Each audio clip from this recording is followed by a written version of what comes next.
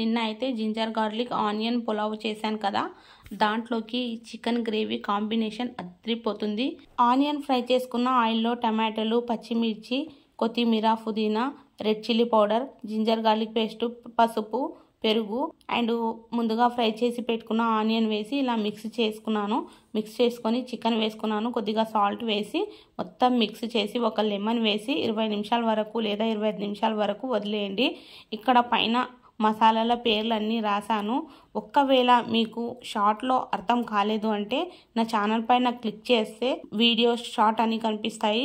So వీడియోస్లోకి వెళ్తే full recipe చూడవచ్చు. ఇప్పుడు ఫుల్ రెసిపీ చూడడానికి ఛానల్ సబ్స్క్రైబ్ చేయవలసిన అవసరం లేదు, ఛానల్లోకి వెళ్ళిపోండి. నిన్న అప్లోడ్ చేసిన జింజర్ గార్లిక్ ఆనియన్ పులావ్లో ఈ చికెన్ కర్రీ అదిరిపోతుంది. ఇలా కుక్ చేసుకోండి. సో ఈ వీడియో మీకు నచ్చితే లైక్, షేర్ అండ్ సబ్స్క్రైబ్ చేయండి. ఛానల్ బెల్ ఐకాన్ ప్రెస్ చేసుకోండి. Thank you so much.